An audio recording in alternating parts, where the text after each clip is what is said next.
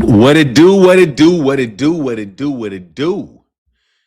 Hope you guys are well. Wait for some of y'all to jump into the chat. I got damn near every cup in my house up in this bitch.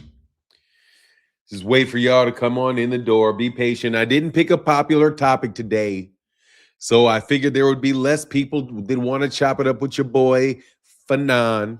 Martin is my actual name. But want to get out here on this Monday morning, and talk to you about the most fun thing that I saw over the weekend in the sport of boxing. And it was Jermell Charlo with Jaron, Ennis, and Virgil Ortiz. That was not something, well, they've been talking about it for a while, at least Jermell Charlo has. So I'm hoping that we can soon see Jermell Charlo, who said boxing is not a team sport, get in a situation where he can fight one of these guys, and he can fight one of these guys very, very, very quickly. Also, we'll talk about the Shakur Stevenson, Tefimo Lopez card in some detail today. We'll go through them, as well as talking about a series of other things that transpired over the weekend, like Gary Russell Jr. exposing Shakur and how Tefimo Lopez can beat him, and Clarissa Shields getting busted impersonating herself. Brian Norman. I want to talk about Brian Norman getting with Derek James. Also, Shakur Stevenson. Can he get Tefimo Lopez out of there in under 8 rounds? And Eddie Hearn. Last but not least, Eddie, or maybe we'll start with this first and work backwards. Eddie Hearns ain't got no love for AJ. He wants AJ back out there fighting like a good boy. He wants AJ out there fighting like a good boy. I'm reading between the lines of what you said, Eddie. I'm reading in between the lines. He said he went and talked to AJ, and AJ's resilience is amazing.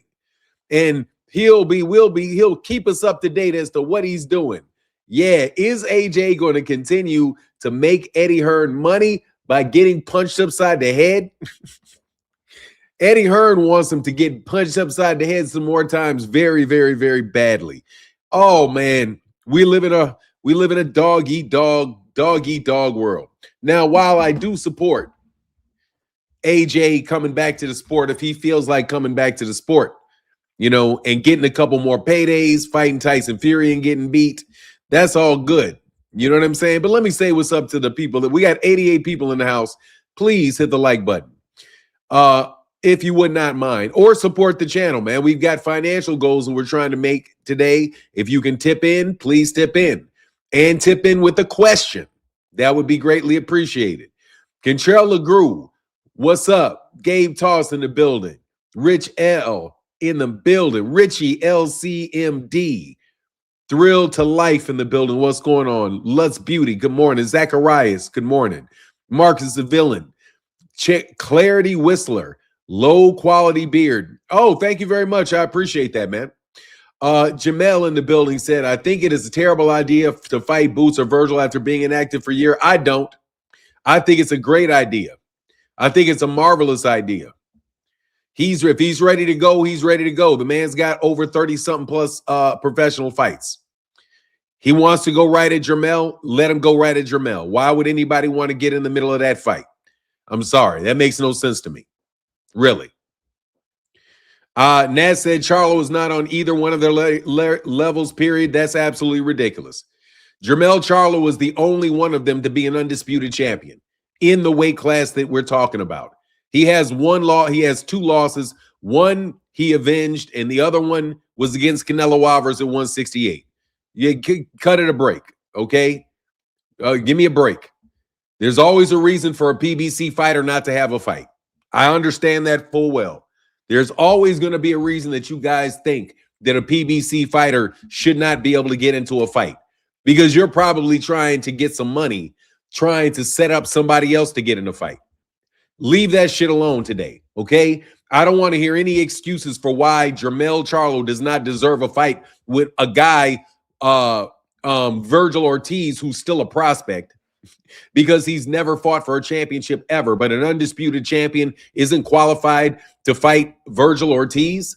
Virgil Ortiz just fought Erickson Lubin. Erickson Lubin has been beat by everybody and their mama. But yet it's okay for him to fight him? Give me a break. Who in the heck is Jaron Ennis fought yet that is of the quality of Jermell Charlo? Nobody. Kerry Kukadajian, who you never heard before in your life, can fight him, but Jermell Charlo can't.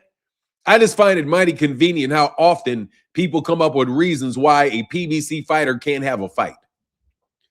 Beat it with that dumb shit. I fully support Jermell Charlo going right into the ring with him. He's 35 years old, 36 years old.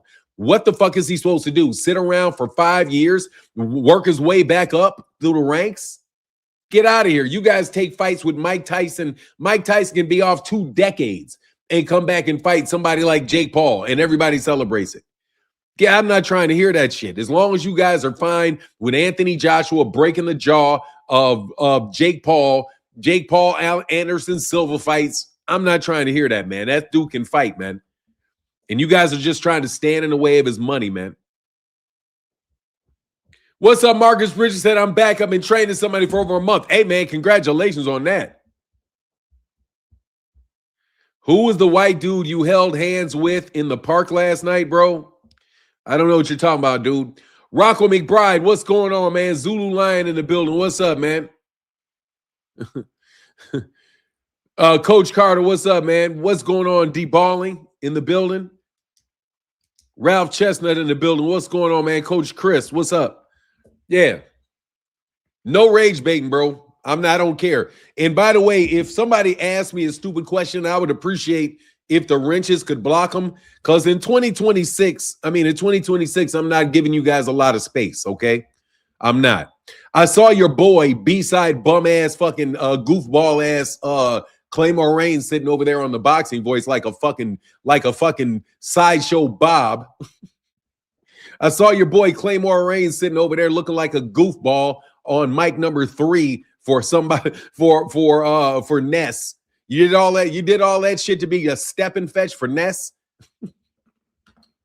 You guys are some fucking goofballs, bro. Anyway, like I said, I'm not trying to hear none of that bullshit you niggas are trying to kick, okay? Now put it in the comment section, man. Put it in the super chat if you wouldn't mind. We need support on the channel. So if you're gonna troll and all that shit, do it in the super chat, all right? Pay your fair fee, all right? Pay it, support the channel like you know you're supposed to, because you guys are over there faking shit. I ain't no seaside nigga, okay? If you guys acted like you had some damn sense, then maybe we could work together and we could all make some money. And you wouldn't have to Claymore the bum on your shit, bro.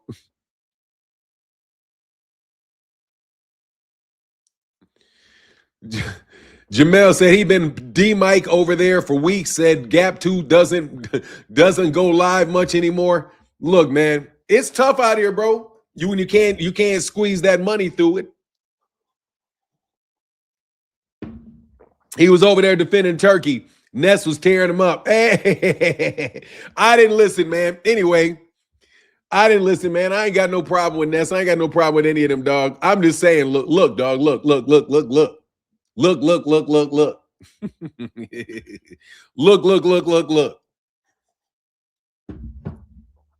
I appreciate y'all coming to the live, and I want to make friends in 2026, okay? I want to make friends with everybody in boxing in 2026. Even Devin Haney and Bill Haney, I'm willing to just let that shit go, and let's talk about making some good American fights, okay? As much as I would like Devin Haney not to be in the picture, his big bullet head ass is going to be in the picture for a while. So look, man, we're going to talk about this guy's fights. We're going to get more centered on boxing and the sport of boxing. I did watch something I wanted. What's up, Hector Solis in the building? Ness and MF Informer. Look, man. Hey, man, somebody got to tell on him. Hey, somebody said Ness is an informer, bro. Look, somebody got to snitch. Somebody got to do the snitching, bro. Hector Solis, it's your birthday. Happy birthday to Hector Solis. Hold on, man. Happy birthday, Hector. Happy birthday, Hector Solis. Hector, happy birthday, bro. Happy birthday. Clarissa Wild She's her own friend and had her own. Hey, Rocco, that shit was hilarious, bro. Clarissa got busted trolling herself, bro. Clarissa Shields, I forgot to say that shit. Clarissa Shields impersonates herself, bro. Hey, bro. Clarissa Shields impersonated her. This is what she's accused of doing. She's accused. Hey, man, no worries, Hector, man. Happy birthday to you, brother. Happy birthday to you, man. Yeah. I hope Boots takes his time and don't be rushed into nothing. Look, I want Boots to fight Jermell Charlo. That is a great fight for Boots. Jermell Charlo. Look, man, I need a superstar in the sport of boxing, bro. Okay? Says shit was so weird. Hey, man, the GWOAT called in to defend herself. Hey, shit, this nigga has to know I'm on my live stream.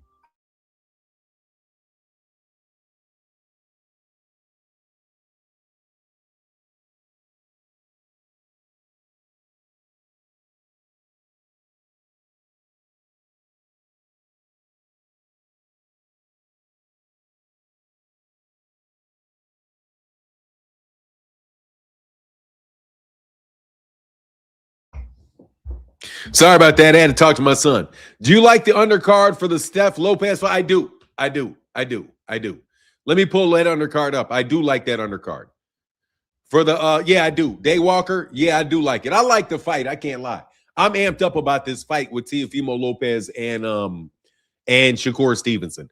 To be quite honest with you, I like both fighters. I like Tefimo Lopez and I like Shakur Stevenson. I know that Tefimo Lopez has said some shit that it was dumb to say, but I can't lie, dog. In the back of my mind, I kind of like the kid. I think he's got some racist ideals in his head, like a lot of people do, or what, you know, some dumbass shit that he thinks, dumbass shit that he says. But just the way that he comes off as a person, he strikes me as if he's a pretty decent human being. You know what I mean? There's some guy, you know, like, yeah, you get what I'm saying. You can do dumb shit and it could make me want to slap you in the mouth. But that doesn't mean I don't think you're a decent guy. When I was an undergrad, there were several guys who were from Los Angeles, and they and I never got along at all the entire time we were there. It was like they were, matter of fact, several of them were alphas, and I was a kappa. So, you know, just generally speaking, we're not going to get along all that. Our groups would have a tendency to fight with each other as quick as we'd be cool with each other. So anyway, you see him later on in life, man. And you're like, man, it's a cool dude, man. You know what I mean? When all the childish stuff gets put to the side, you know what I mean? And, you know, I think the same thing of Tefimo Lopez. I think Tefimo Lopez in his heart is a decent human being. You know what I mean? And I like him. Same thing with Shakur Stevenson, man. I think in his heart, he's a decent human being. So I want to support him. You know? Fern, what up, man? He said, hey, let's start the day off right, man. Thank you, brother, for the support, man. It really makes a big difference to the channel. It really does, especially now with American boxing being on its ass so badly. You know what I mean? It's I fuck with Shakur. Yeah, I like Shakur, man. I like Shakur as a person. I like Shakur as a fighter. I can understand why people are not necessarily in love with Shakur. I can understand that because, you know, Shakur does flip-flop in what he's saying. And I think a lot of that comes from him trying to be, you know, he's playing a role on television a little bit, you know? Oh, yeah, I saw that Fern. Jermell Herring just won his first bare knuckle boxing in the bare knuckle what is this, bare knuckle fighting championships or something? Oh, congratulations, Jermell Herring. I saw that. I heard they paying good money for those guys to get in there, man. Fanon, do you know of any up-and-coming American heavyweight boxers that we should be looking for? There's a name of about 3. I'll get you their names, but nah, man, it's real thin in the heavyweight division in the United States. But yeah, there's several, but they have not made it to major television yet. So I've not committed their names to memory. But there's several amateurs, super heavyweight amateurs that just got signed. You know.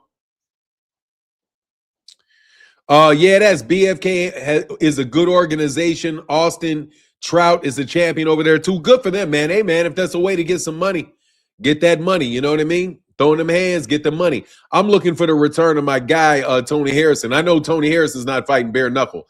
As somebody else, these guys should be looking forward to at 154 pounds. Really? What's going on, Flawless Mentality? How you feeling, sir? I love bare knuckle fighting championships. Hey, man, you should. Hey, Rocco, hit me up with how I can watch some of that. I might watch some of that. I might watch some of the bare knuckle stuff. I'm going to get more into watching a lot of fights this year. I'm going to try to set a record and watch 200 boxing matches this year.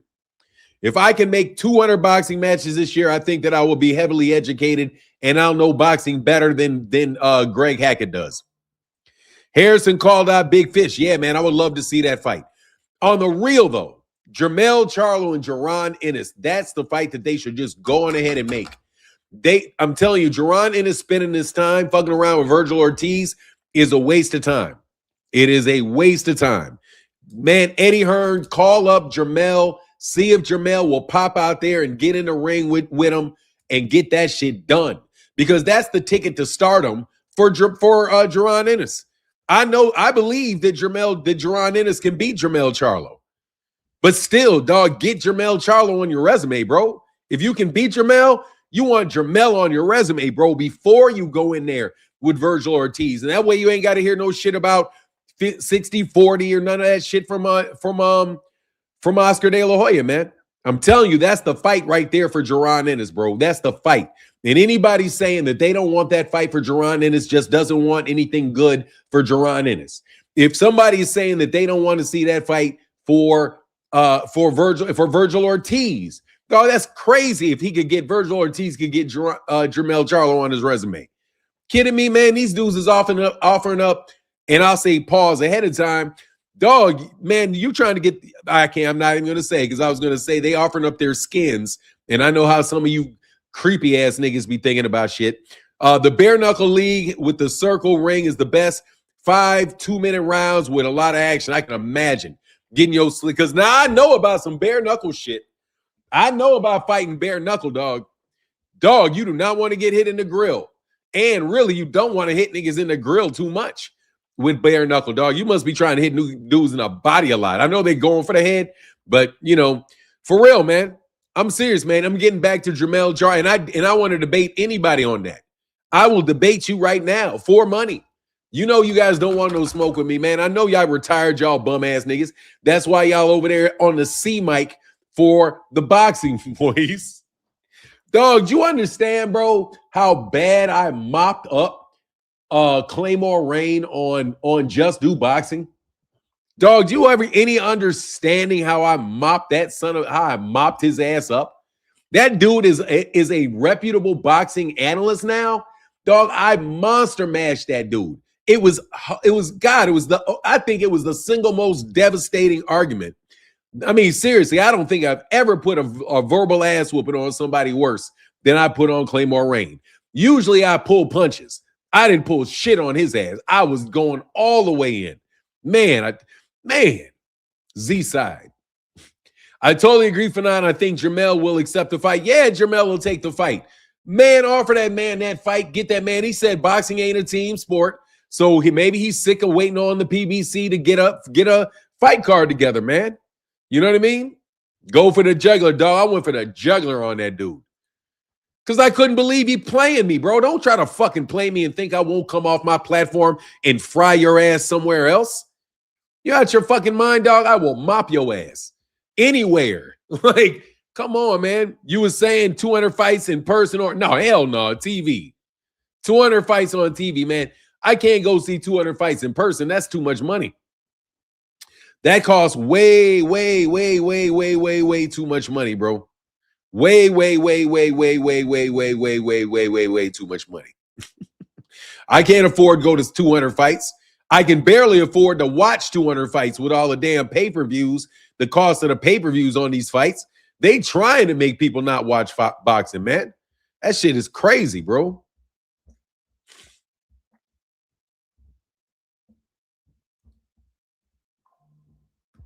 Good morning.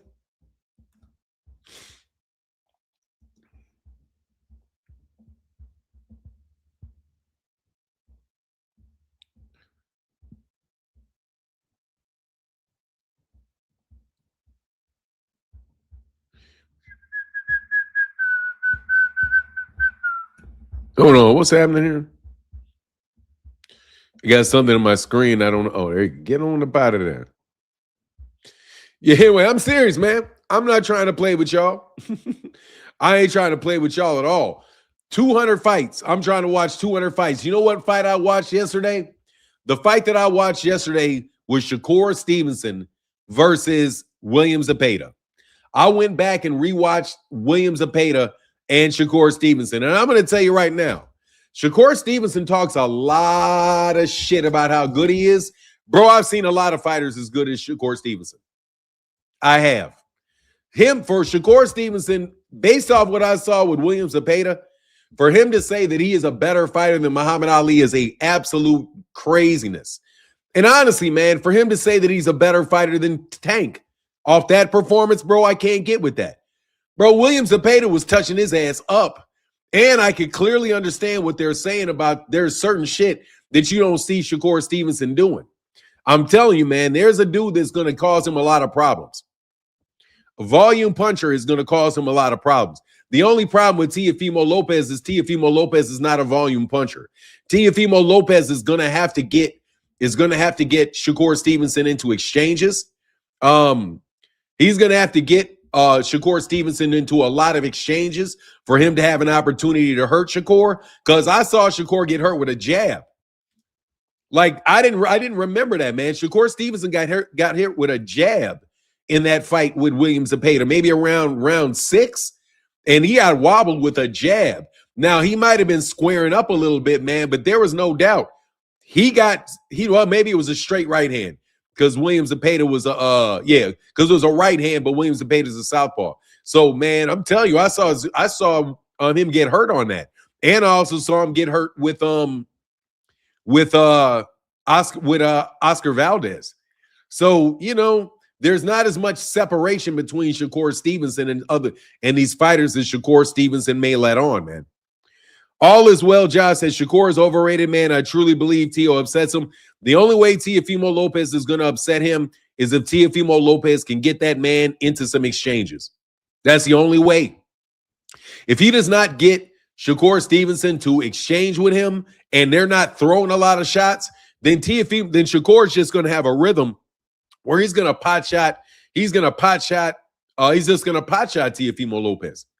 I mean, and basically control the fight. Tefimo Lopez has got to do something to push forward on Shakur Stevenson, get Shakur Stevenson's back up against the ropes, and you got to do a bit of a pit bull cruise on him, man, and let them punches fly, and trust that your power and your chin are going to be greater than his power and his chin. They're going to have to, they're both counterpunchers, but they can't. I don't think Tefimo Lopez can sit and wait around on him like that.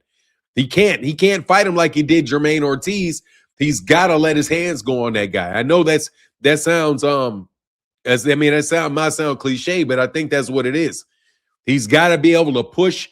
Tefimo Lopez got to control the center of the ring, push that guy, push Shakur Stevenson back up against the ropes, have Shakur Stevenson spend prolonged amounts of time on that rope in that kind of semi-shell that he's doing, punch up at his elbow, see if he can clip him on the top of the head, straight right hands.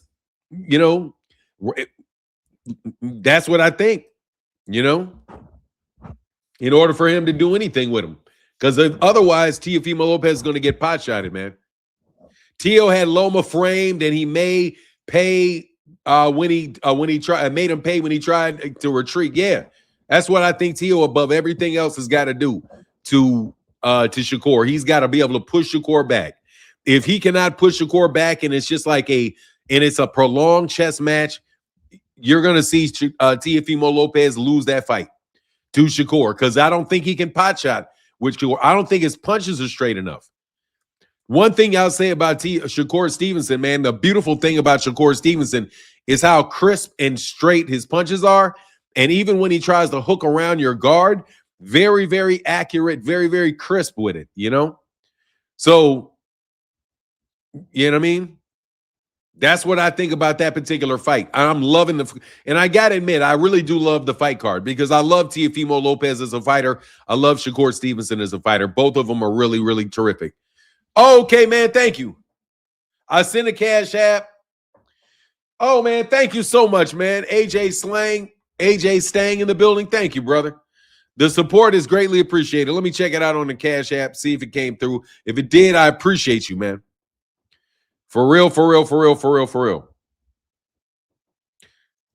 Oh, that's it. Hey, my guy, thank you, man.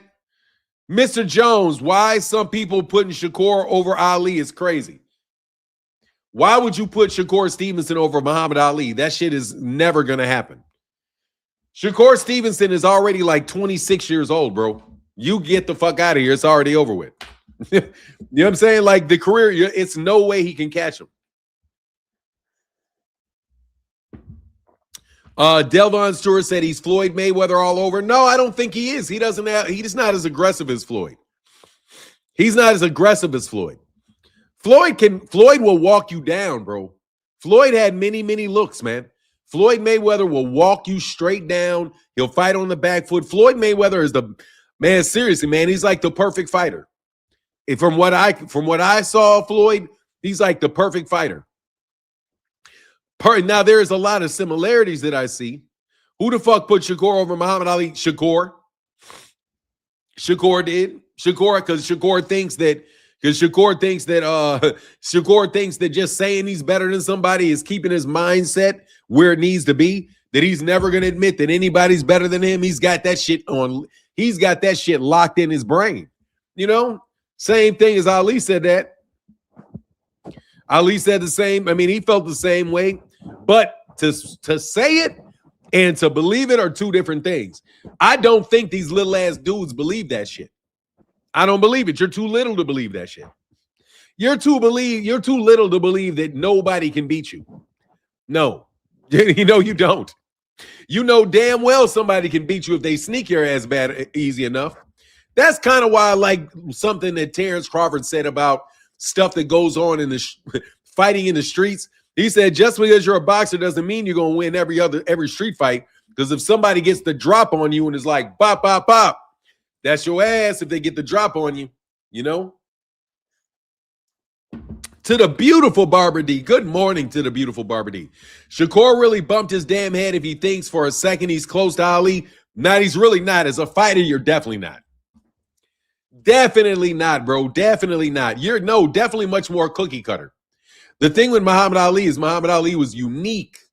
He was unique, which makes him very, very hard to fight because he's unique.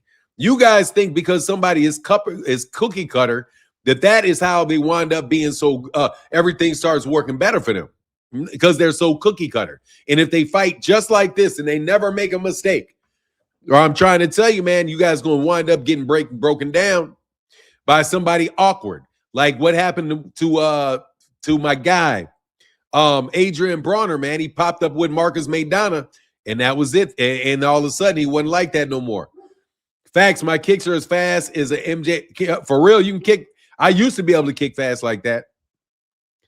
I used to be kick as an MJ as a jab. Nah, my kicking was never as fast as a jab, but I used to be able to kick extremely fast.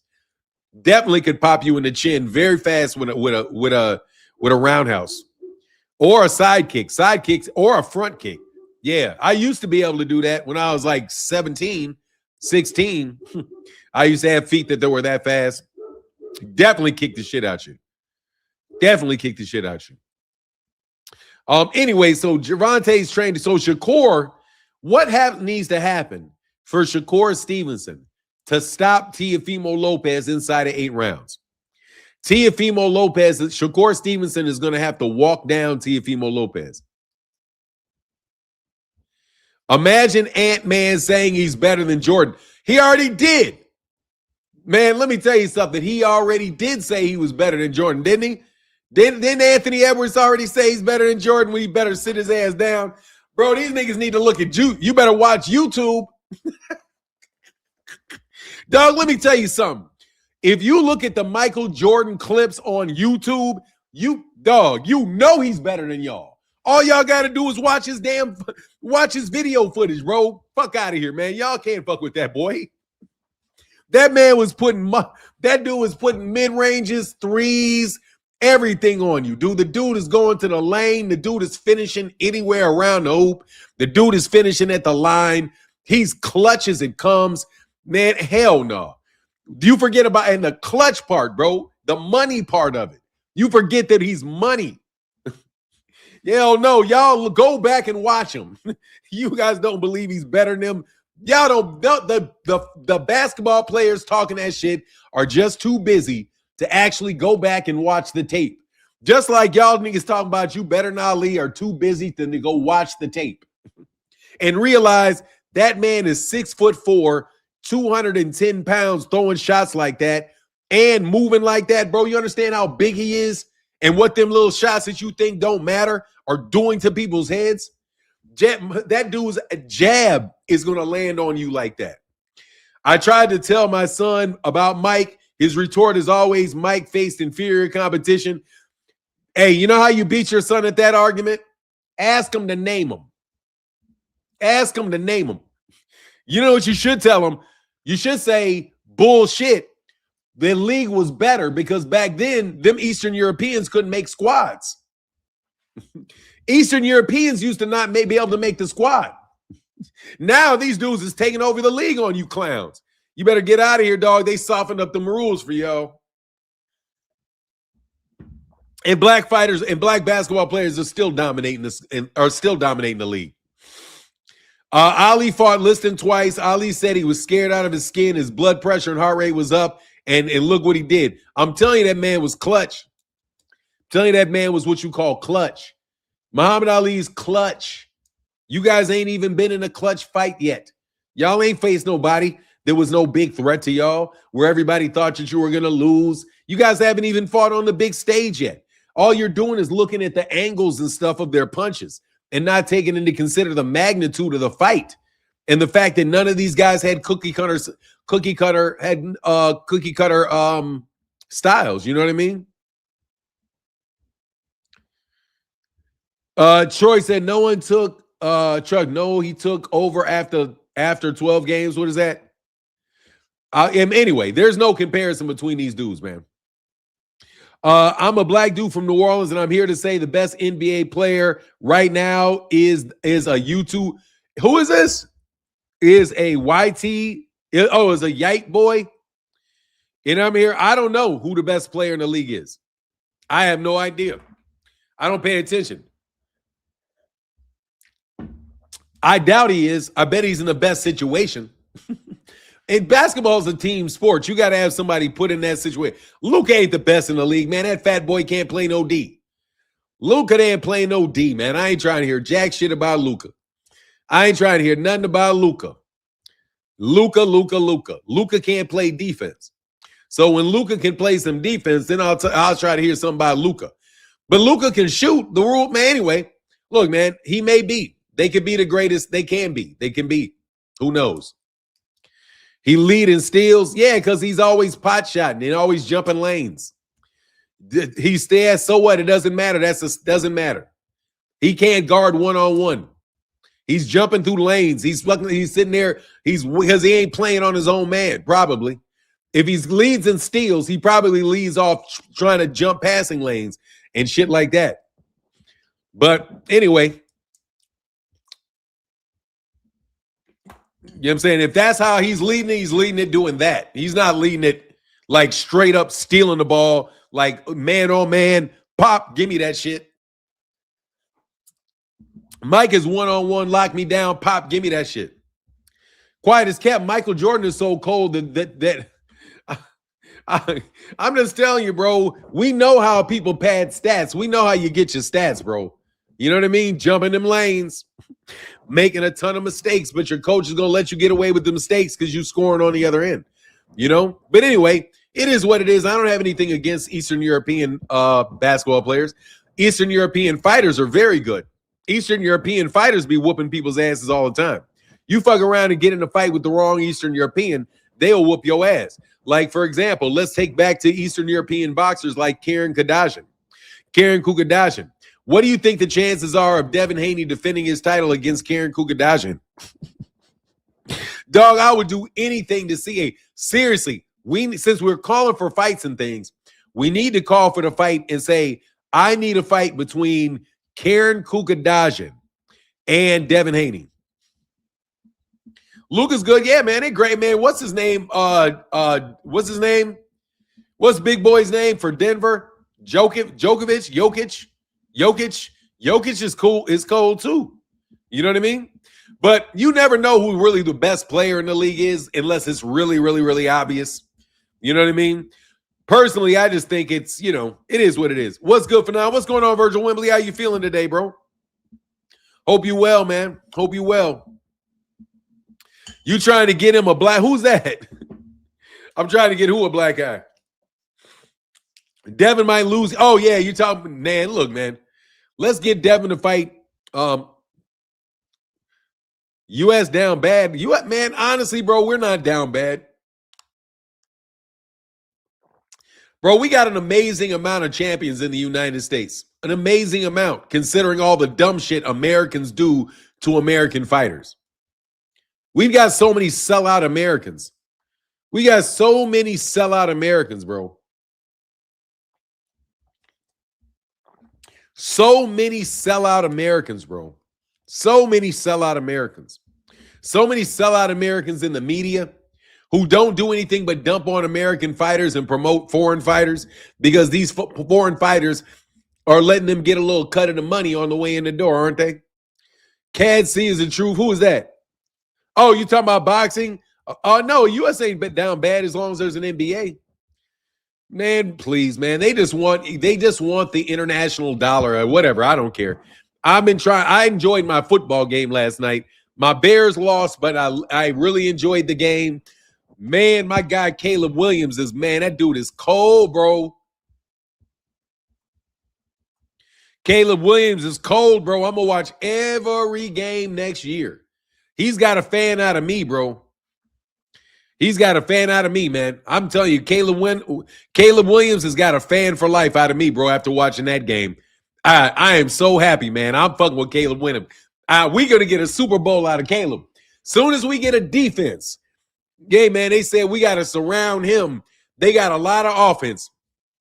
We just need to get us a line, man. We got to get us a defensive line.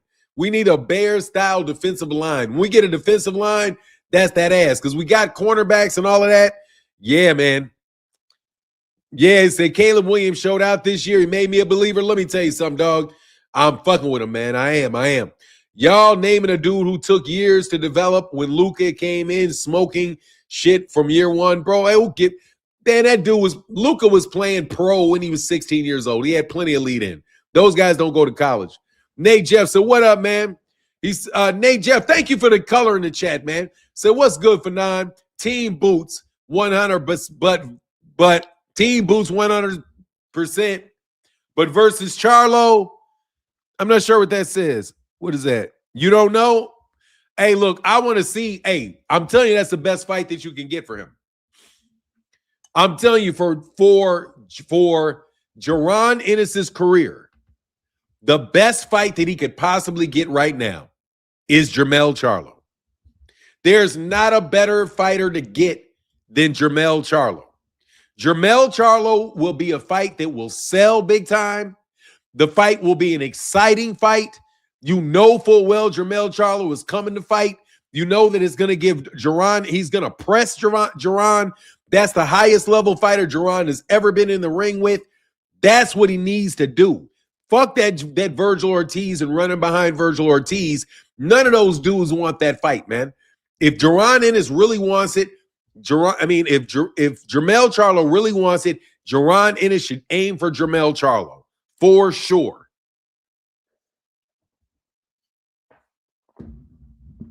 Nah, man, Jermell better go to 160. He hasn't fought at 54 in 4 years. He'll be 36. Yeah, man, if he wants him, he said he can make the weight. Let him make the weight. I'm not trying to do that shit. I'm sorry to Cadenas. No. Fight the guy, man. What's he going to? He's 36 years old, so he wanted to move to 160 and fight some fucking killers at a weight class he never fought at before. There's just as many. He can get fucked up at 160. No, man, make the fight with Jaron. If he can win the fight, let him get the fight, bro. Man, Turkey and Dana are not going to do shit. Turkey and Dana are not going to do shit. You saw the card that Turkey and Dana that Turkey and Dana are putting on that introductory fight. Man, that shit is garbage. They're not trying to do anything big. It's going to take them years for that. Turkey, the problem with Turkey Al-Sheikh is that Turkey Al-Sheikh is going to buy fights in Saudi Arabia and prevent American fighters from fighting in America because the American fighters are going to go overseas to get bigger paydays overseas. And that's why these top ranking, these guys are all sending their fighters over there because they're getting big chunks of money for sending them over there, which is depleting the fights that are taking place in the United States. I'm just saying, I'm not that impressed. Yeah, they don't have a great stable of fighters yet. I mean, they could get them. And if they got a great stable of fighters, so be it. You know, like if everybody signed with Dana White, and it's not, I don't get this shit. The backers are not Turkey Al-Sheikh. The backers are an investment fund. If the investment fund is funding that, they're funding it and they're going to try to make money.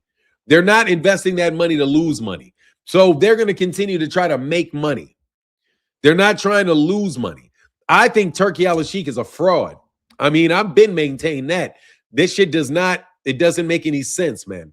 It doesn't make any sense. But anyway, I'll continue to say Turkey's name to represent that shit. But it does make sense that Claymore Reigns' ass would be over there on the seaside because at least that shit means dude is backing up a little bit. Fonz B said they saying Zufta got Jai Opatai. Yeah, dog. If anything, that just fucked over the zone. I think they were investing a lot of money in Jai Opatai.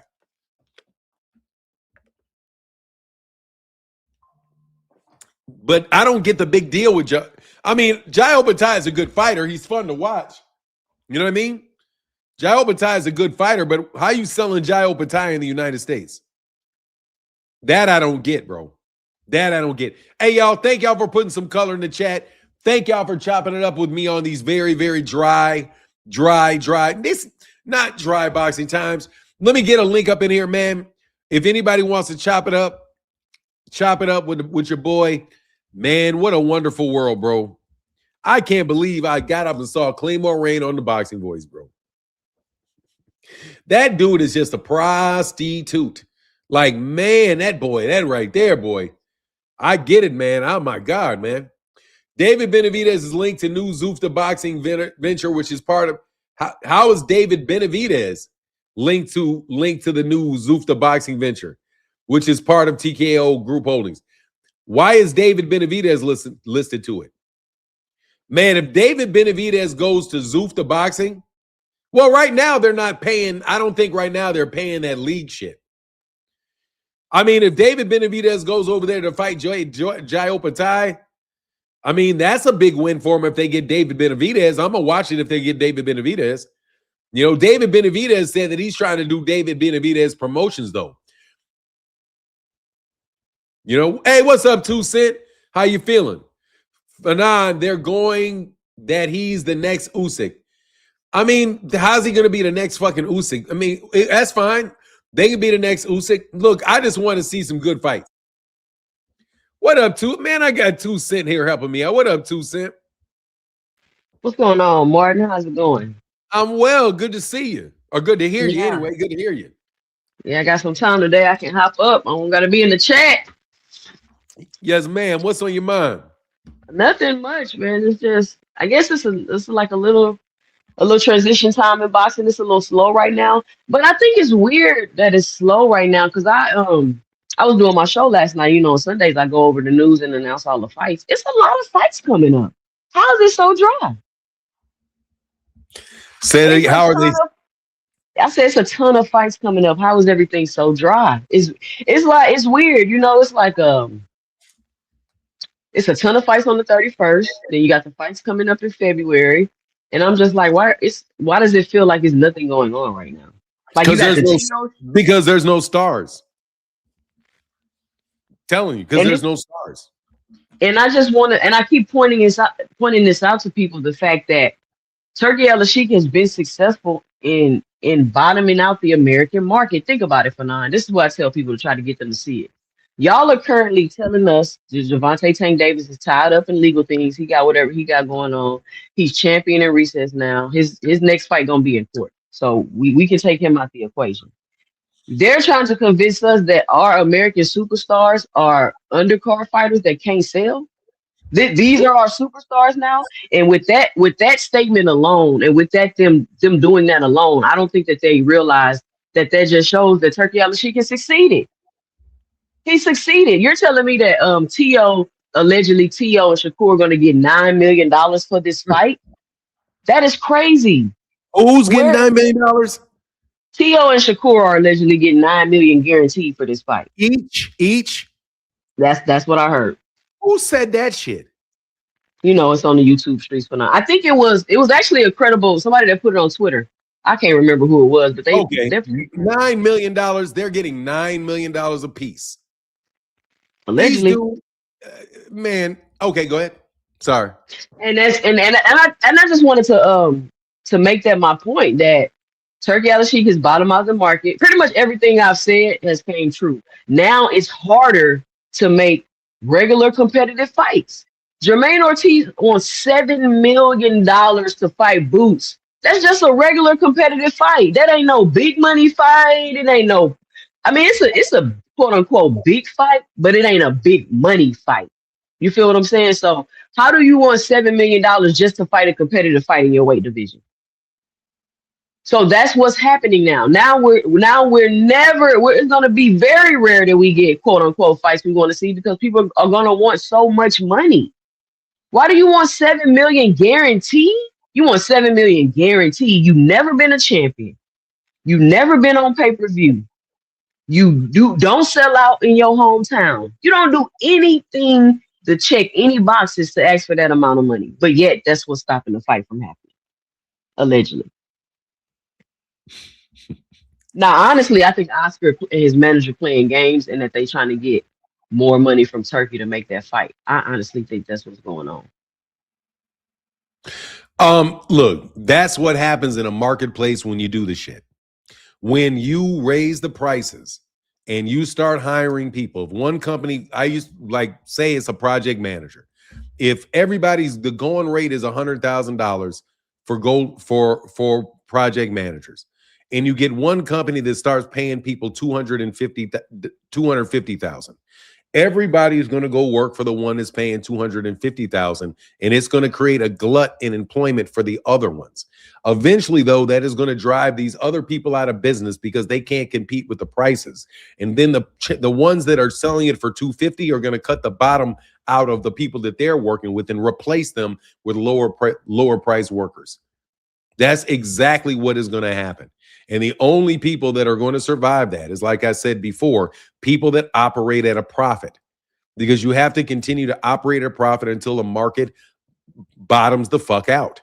And there is absolutely plenty of historical evidence for wages dropping out of the bottom after people in certain fields were used to getting paid a lot of money. There's in the medical field, their doctors were getting paid a ton of money. And then what happens? They find a way to stop paying you that much money because you were getting overpaid. And now you're the person to cut out. Absolutely. They've right now created an expectation of people's value that is totally separate from the amount of revenue being brought in, because these people are getting paid by people who want to lose money. They can want to lose money for multiple reasons at the same time, but that's what they want to do. They're operating at a loss so that people cannot make small profits, because none of these guys are making, the promotional companies are like Oscar De La Hoya. His worth does not come from his boxing. Al Heyman's worth doesn't solely come from boxing. Most of these managers and promoters are coming from some other industry where they make their primary money and are making secondary money in the sport of boxing. Like, I know people that worked with Oscar De La Hoya. Oscar De La Hoya's got so much money just sitting on him, that he doesn't really care about the economic impact of Golden Boy. So these people are not going to start losing their own money. They're going to scale back their operations and not compete with that, and just let the fighters go run wild over there with those guys and get set up if you want to get set up, and it's going to be what it is. But yeah, that's what they wanted to do. That's what they said that they were going to do, and that's what they're not, and that's what they're trying to do, even all the way to the point of trying to shut down American stars. Like, I saw as soon as and I mean this, like, seriously, these guys are frauds. As soon as I saw that Jermell Charlo said that he would be willing to fight Virgil Ortiz or Virgil Ortiz or Jaron Ennis, I knew right then that they were going to try to shut that fight down. I knew right away exactly who to go to see what they were going to say about that. What they're going to say, oh, it's been 3 years. No, that's a terrible fight. Yeah, well, surprise, surprise. People that don't like fucking fights, that say something bad about the Charlos, every fucking time if a month goes by, there's going to be a fucking anti-Charlo piece. There's going to be an Arrow piece. There's going to be anti-Gervonta pieces, because those guys sold the fuck out to them people over there, and they sold out fighters. And again, yeah, y'all kind of fucking deserve that shit. You know what I mean? Like, seriously, man, that's where I'm getting to. Like, look, man, until this shit's got to bottom all the fucking way out before you guys realize that they really are putting the whole sport at risk. And American boxing, it's like they just want our money, but they don't want us to enjoy our fighters. It's crazy. Anyway, that's my take on it. Dean, what's going on, Dean? What's up, y'all? Can y'all hear me? Yes, sir. I can hear you. Hey, Fanon, I wanted to say, I thought Turkey saving boxing. It ain't supposed to be no dry spots. Ain't that what they told us a year or two ago? That with Turkey, it ain't gonna be no dry spot. Boxing's supposed to be popping. What happened, y'all? What happened to that? Y'all was shaking. Y'all was holding them in hand.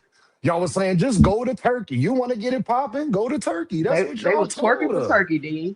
They was twerking Hey, for y'all good for Turkey. a couple minutes. I'll be right back if y'all are. Go ahead, no problem. You Y'all was good? Turkey. Yeah, I'm Y'all good. was y'all was twerking for Turkey, and it's okay. There ain't supposed to be no dry spots in boxing. Let y'all tell it. It's supposed to be the best it ever was. He was supposed to be saving boxing. But as we see, we in another year dealing with the same stuff that we've been dealing with. Can't get fights marinating, all of that unification stuff y'all was saying. Do y'all know that we ain't getting no unifications at 135, 140? We did in Jaron Boots Ennis at 147, and y'all crapped all over that. Y'all ain't even care about that. 154, 160. So I'm just saying, I thought he was supposed to be saving boxing. Y'all, that's what y'all was telling us. So for it to ever be a dry spot, then that means he's not saving boxing. Correct, people? If there is dry spots in boxing, and we was complaining about dry spots in boxing before Turkey got here, why are we complaining about dry spots in boxing with Turkey here? Y'all told me he had unlimited funds, 2 Cent. That's what they said. They said the man had unlimited funds. That's what they told me. I want to see him put it to use. Why we not getting Virgil and Boots and Shakur and Tanks and why we not getting David Benavidez and Bivol? Like, this was all Canelo, Benavidez. We were supposed to be getting all this. That's what y'all told us. We ain't getting nothing but some pretty good fights that we've been getting before Turkey got here. Let's tell the truth. And we got 2 undisputeds. That's it. That's my point on it for now. Y'all go ahead. All two undisputed fights and some mediocre fights, Dean, to destroy the American market. And I really I can't, I don't want to use the word respect, because that's not the word I want to use. I'm not sure what word I want to use for now. Maybe you could help me out. But the people that was champion on this, and not even like, oh, maybe I was unclear what's going to happen, they wouldn't even listen or try to understand the perspective of what people were trying to say of the long-term effect that this could possibly have on American boxing. They kept trying to say, oh, boxing is worldwide. So because boxing is worldwide, let's destroy it in our country. I don't understand what that And how you means. know, hey, 2 Cent, you want to know why they are at fault for it? Because they all jumped on Turkey. But for now, you listen to Oscar, and he was talking about us and PBC and Top Rank gonna come together and get back great American boxing. That's what he said, Fanon. But y'all was the same promoters that was jock riding Turkey, though. Now you care about American boxing. Why? Because he stopped cutting that check because Chris Maddox said that you beefing with Turkey, so now you care about American boxing, the greatest fighters in the world. That's what you said, Oscar. Now I ain't mad at the move, Fanon. My thing is, we've been telling you all this. Don't try to see, Fanon. You want to know what I don't like about boxing? We'll make points, right?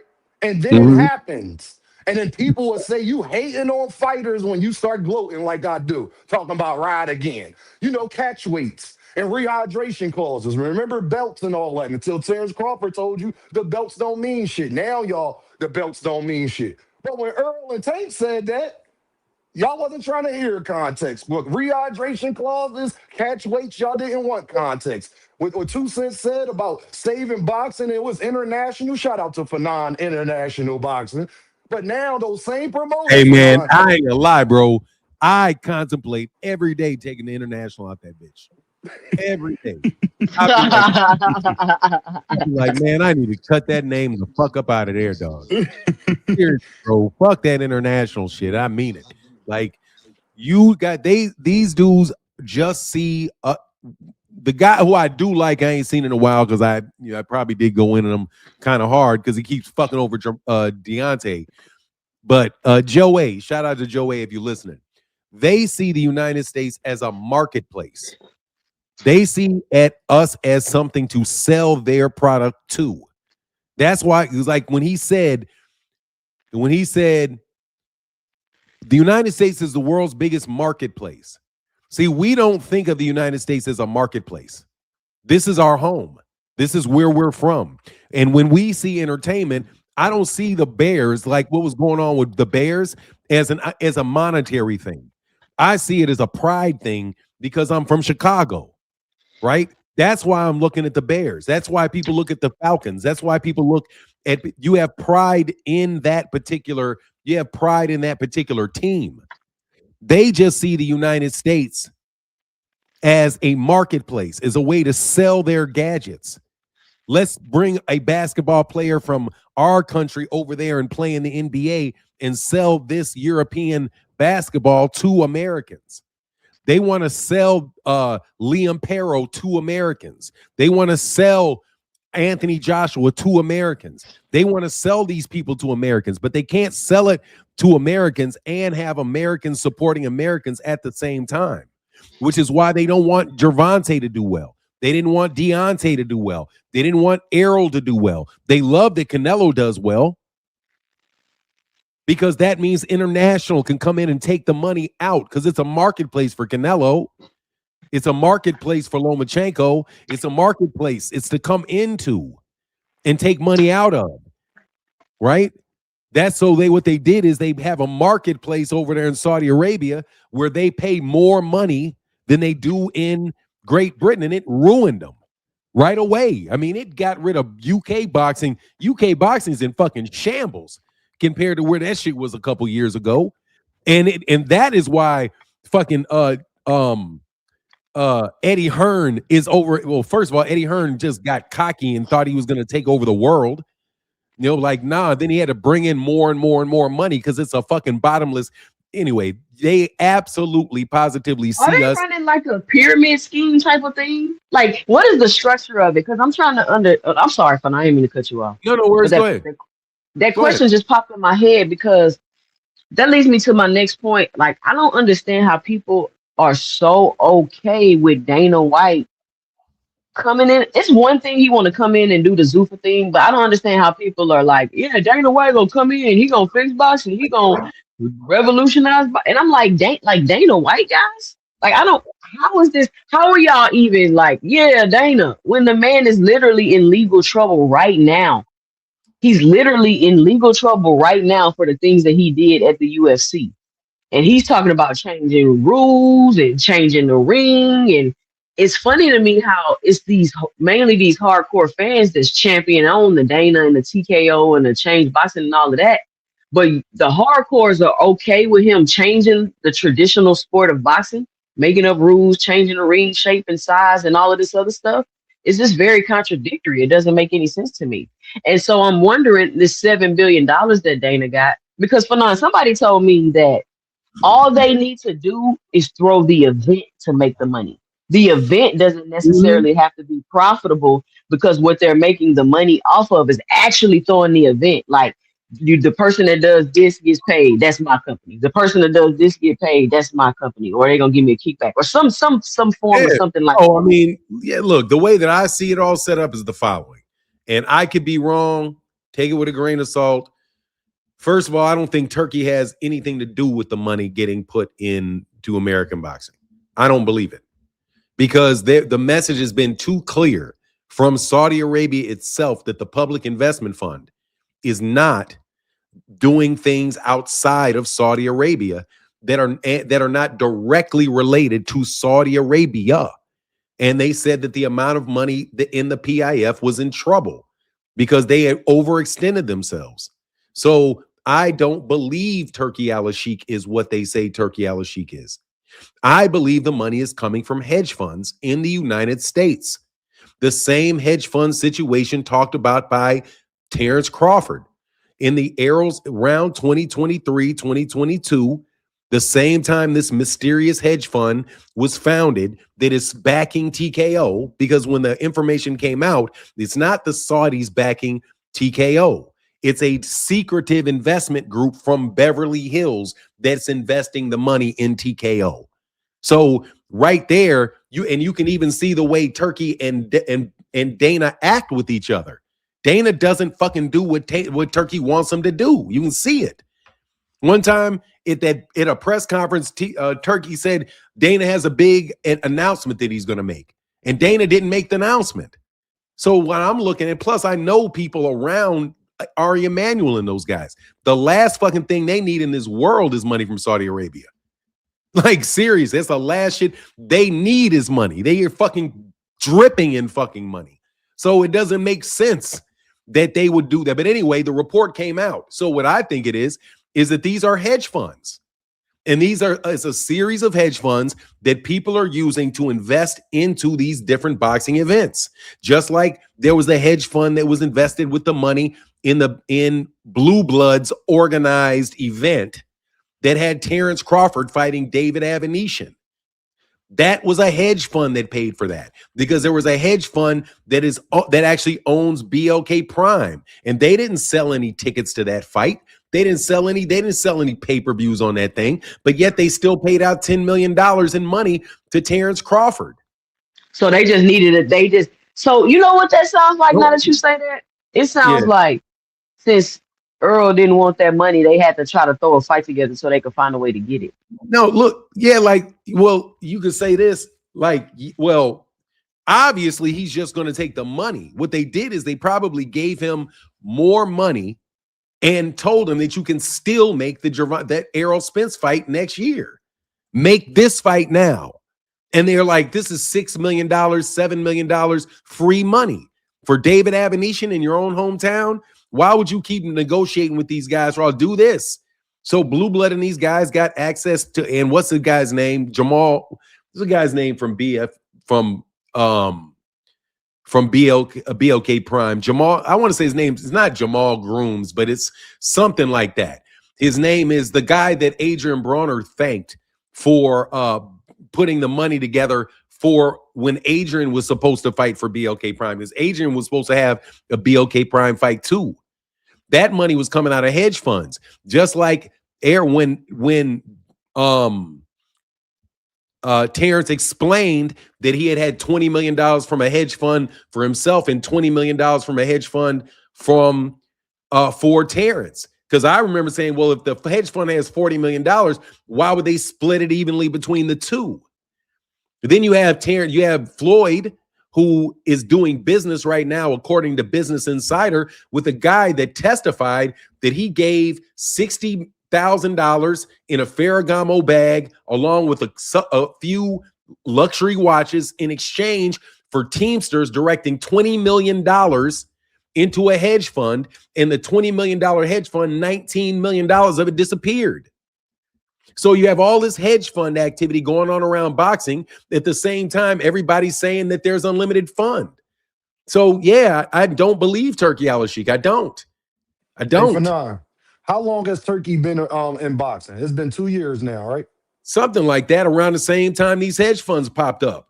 Right. So it's been about 2 years, right? Has boxing got any better, Fanon, in these last 2 years? No. Because that means 2024, 2025, neither one of those years was better than 2023, right, Fanon?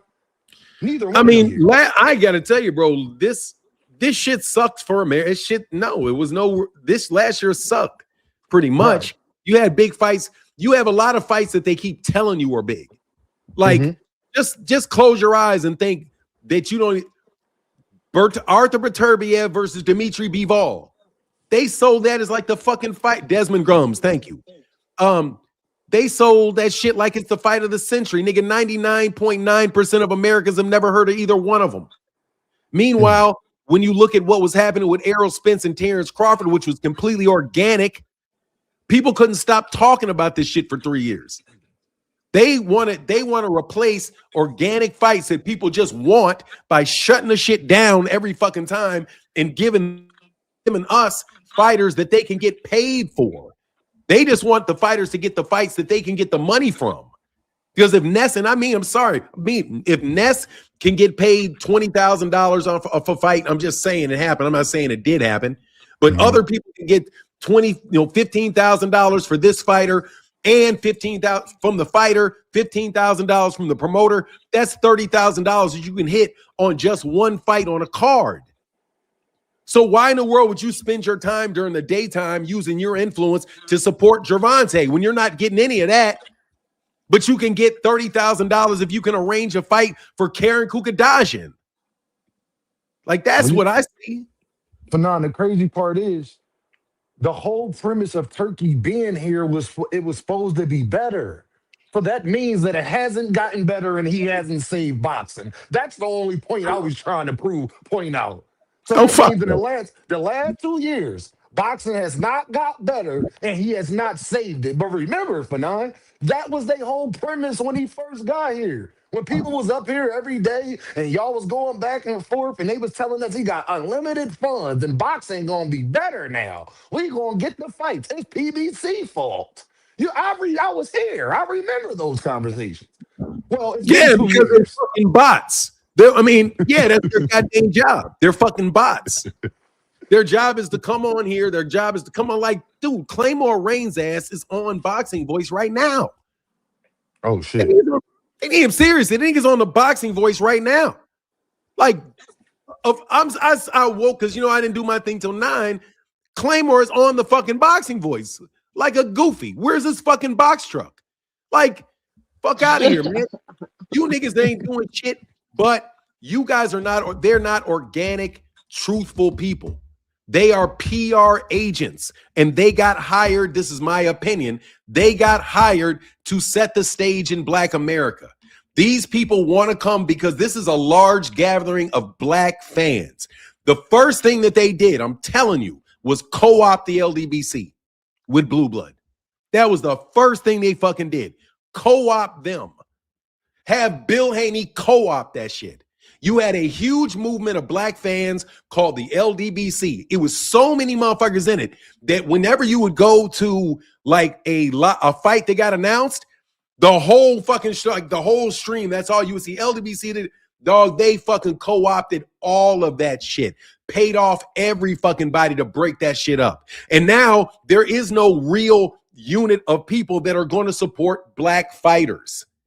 Because the people that were on the bandwagon jumped off when they got a little bit of money, and now they're totally fucking compromised because they never grew their channels. Wow, is that what happened? Yes, it was, dude. Yes, you can trace this shit back. I can trace this shit back truly to the Jermell Charlo versus Brandon Adams fight. I can track it to that fucking day. That's when they co-opted the LDBC and co-opted new media. They co-opted it because they brought in a bunch of fucking fake ass dudes. I'm telling you, these niggas are not, they are not what they're, it's like it was infiltrated like the FBI, bro. Like you had cats coming on whose names weren't what they say they were. These dudes were fucking coming up with all kind of lies and oh my God, it was fucking terrible.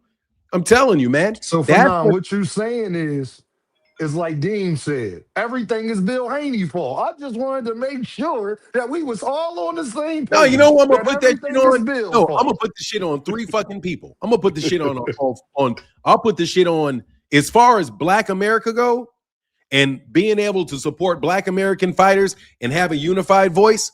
Oh no, bro, it's Blue Blood, Dante's Boxing Nation, the LDBC, New Media, Fred, primarily them niggas right there. Those are the niggas. I'm telling you, I was there. I saw who taking them out to dinner. Look, they were trying to cut a deal. Look, they were at a PBC fight. They met Devin Haney's people at a PBC fight. After they met Devin Haney's people at a PBC fight, that is when they started connecting and they got with them. What happened? Did they jump out?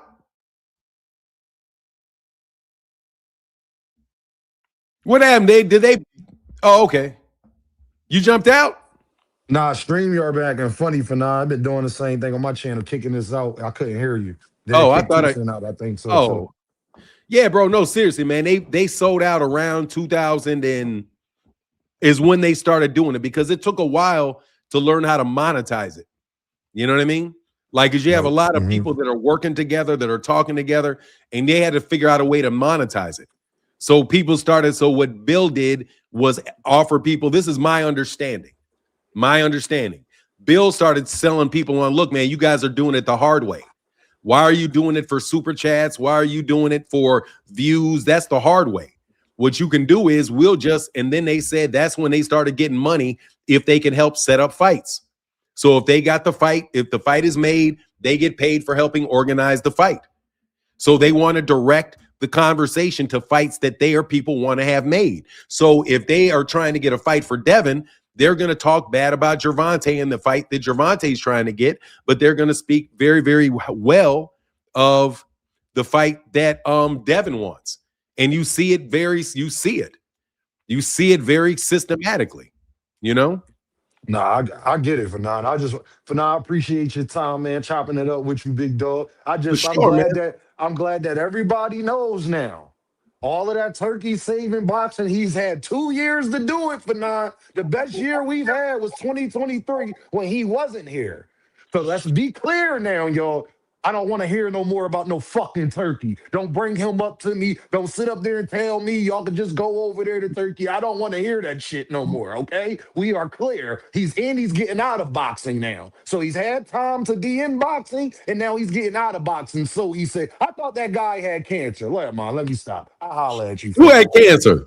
I thought Turkey was dying. He had cancer. He was dying. Turkey was dying when he first came. They said Turkey was dying when he first came, and he just come in because he's a fan of boxing, and he just want to put on the fights he want to see because he got terminal cancer and all this other crazy emotional shit they was saying to manipulate people. Hold on.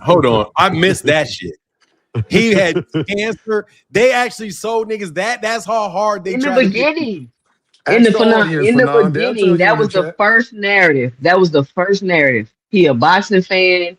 Terrence Crawford, his favorite fighter, and he has cancer. He got a bunch of money, and he a rich person with a bunch of money that can put on fights he want to see. That was the first narrative. But then it shifted to but then they shifted from that to he's getting the money from the PIF.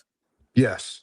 Yeah, it's fun. It shifted from that phenomenon because you exposed it. Remember?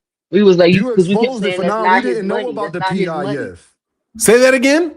You exposed it. Remember you kept saying that? Remember you kept saying it's not his money, it's not his money. We thought it was just Turkey until it came out that the people that bought EA Sports and the real Prince in them, and it was all his money. It ain't Turkey money. He's a worker. Oh, they frauding. If that's where it started, If on God, now seriously, if that's where it started with some story that this guy is a Terrence Crawford fan and Yes. he's dying, oh, it's hedge funds. It's hedge funds. All right, It's hedge Charlo. funds. That's it. It's hedge funds. It's I hate that he just got bounced. It's hedge funds. It's that simple. It's hedge funds. No, it ain't his money. It's hedge funds. You guys are trying to say, so basically they set it up where he would steal some money for a little bit of time, then die and go away. Is that what they was gonna do originally? They're stealing the money out of hedge funds. They're stealing the money out of a trust fund. And they have basically the mechanism that I can see is this. How can you steal somebody's trust fund though? That seems wild. Easy. It's not. You get an administrator of a trust. You have every trust fund has an administrator. Every trust fund has an administrator. And there's rules associated with the trust. These people's trusts are so fucking huge that they literally invest money out of their trust fund.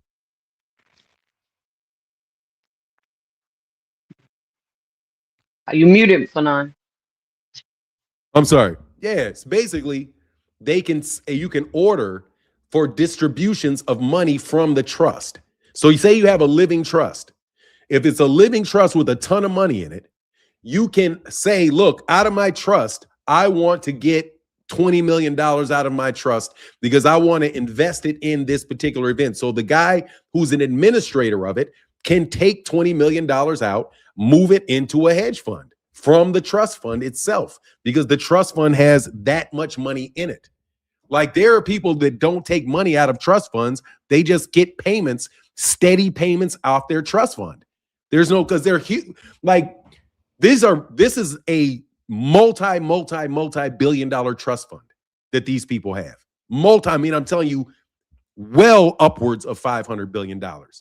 So you can get money off that trust and they spend it off that trust. And then if they want $20 million, $30 million, they can then say, okay, I'm going to invest it in what? Oh, I'm going to invest it in this venture.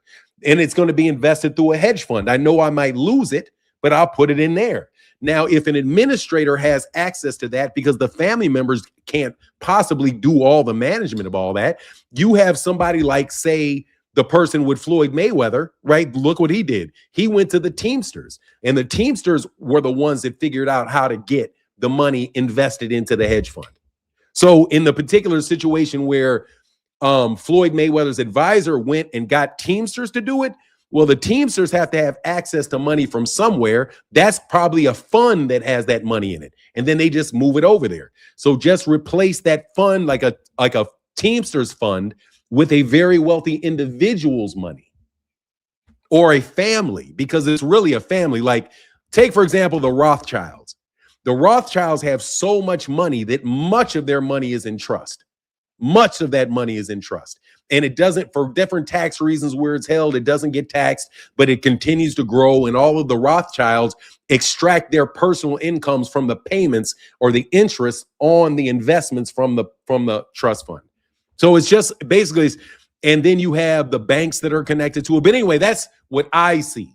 Because basically you're saying hedge funds, $20 million hedge funds, where are you getting $20 million in cash to invest the fucking hedge funds? Well, the only ones that I know that got enough money to do that and be dropping $100 million here, $100 million there are the people that I'm talking about. So once you start talking about people that are just wasting money, it's a finite amount of ways that you can do it. But yeah, that's how that would work. If take for me, for example, if I get paid all my money out of a trust, like every year I get a certain amount of money, depending on this, depending on that. And then somebody that's administering the trust for me says, hey, Martin wants to invest in something. And they go to the trust, the board, and they say, okay, well, Martin wants to invest how much? Martin wants to invest $100 million in this. And then you got people that will okay it and rubber stamp it.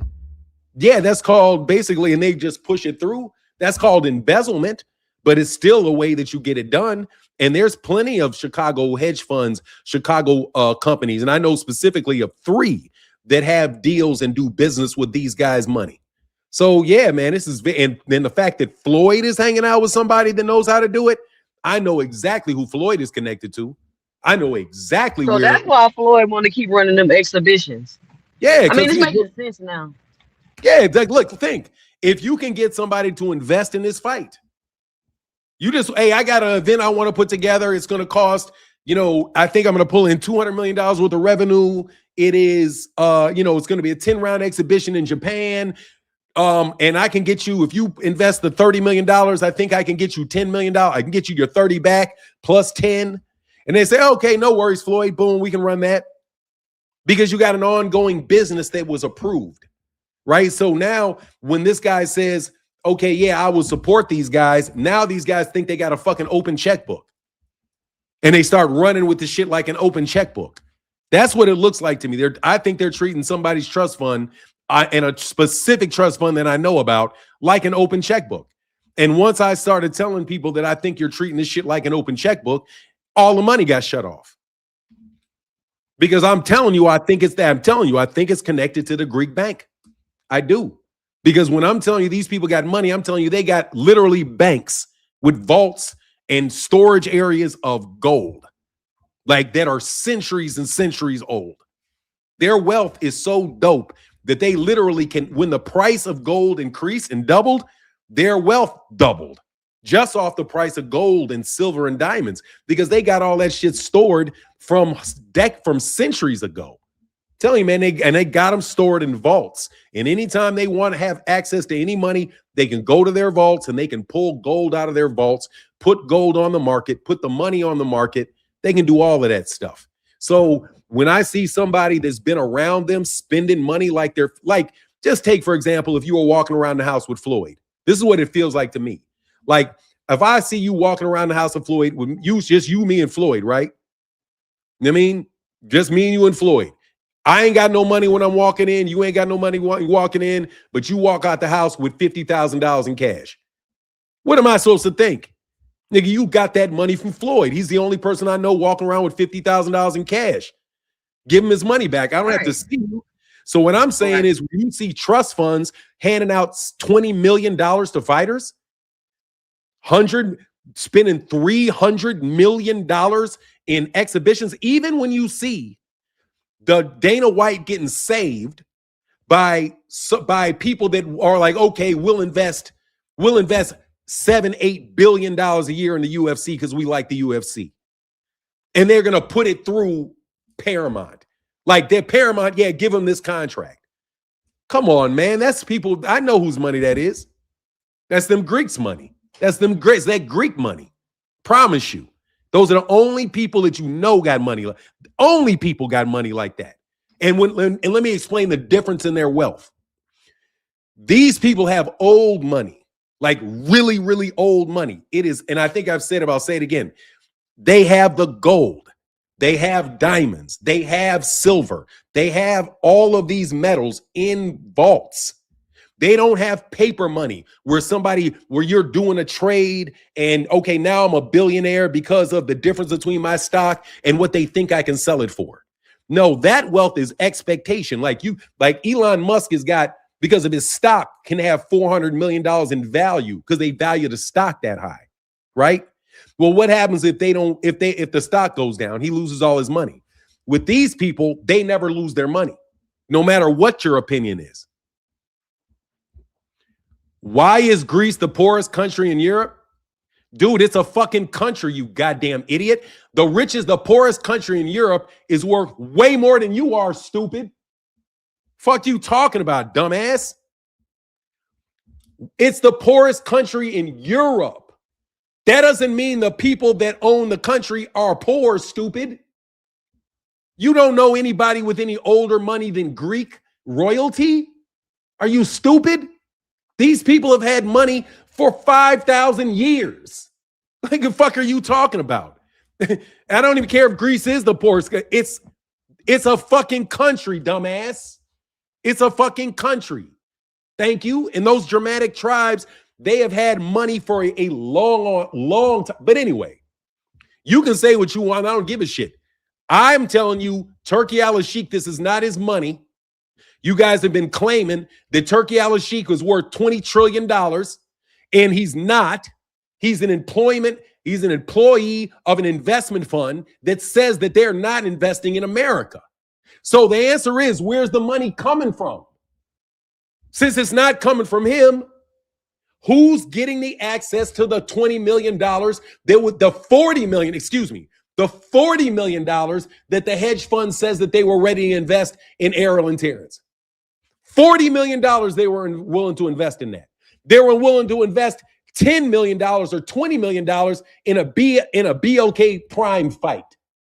They were willing to invest $150 million in Canelo Alvarez versus Terrence, or $300 million really.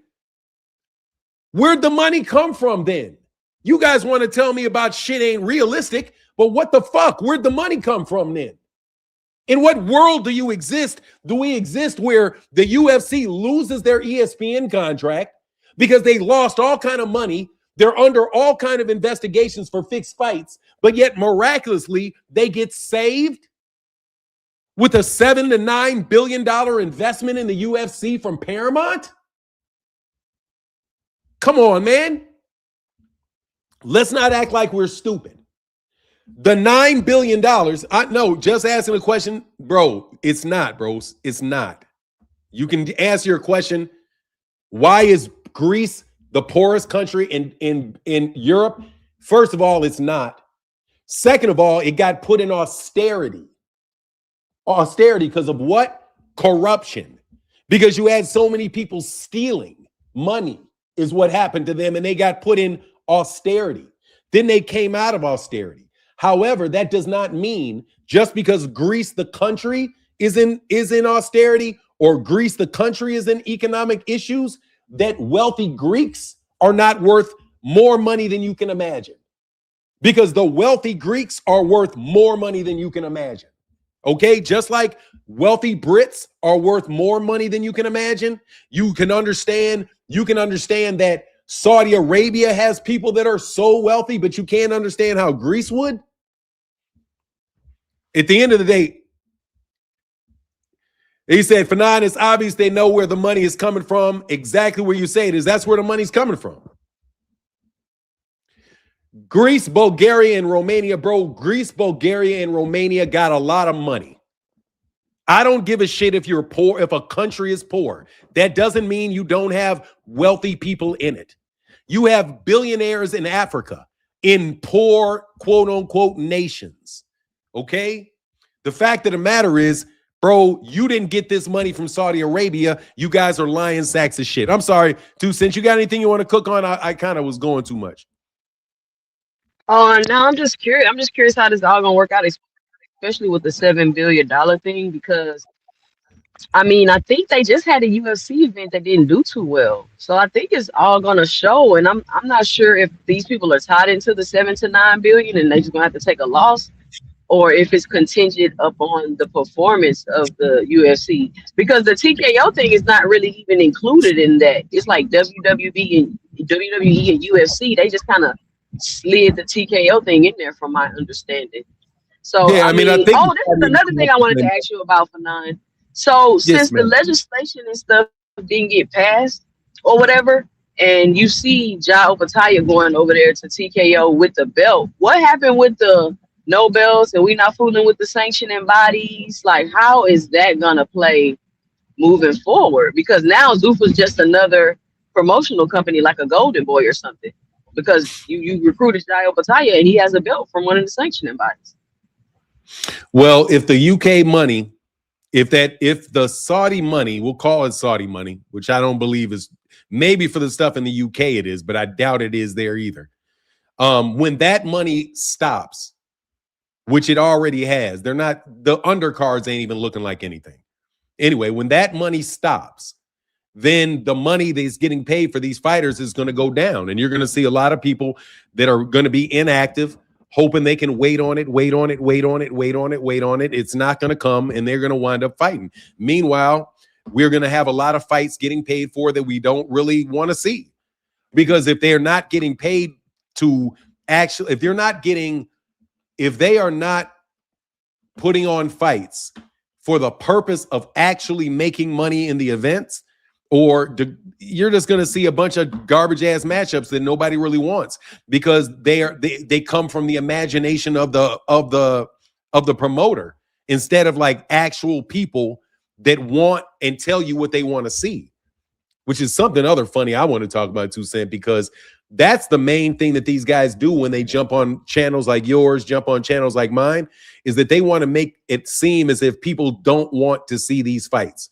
People don't want to see this or they don't want to see that. And so until these guys can't make any money by doing that shit, they're going to keep doing it. You know what I mean? That's what I see. And it's going to just continue to, maybe, they say like when you got real problems, man, I'll put the link back in the chat. Sometimes you got to hit rock bottom before you can come back. Boxing may just need to hit rock bottom. Yes, Toussaint. I mean, I think we're getting close. And Man, I mean, it's just not the same, it's just not the same without the PBC. I don't really have that same expectation. Not expectation. I really don't. I haven't really had that same anticipation, so to speak, for a fight like I did when those PBC fights would be coming up. And it didn't matter if it was for a title or whatever. It was just good matchups. This whole title, a belt, that doesn't make a matchup better because it's for a belt. And I don't think that people really understand that. So they tried to turn boxing into this accolade sport, and that's all that matters, and this and that. And I don't think it's going over too well. I don't think it's going over too well at all. What's not going over too well? I'm sorry.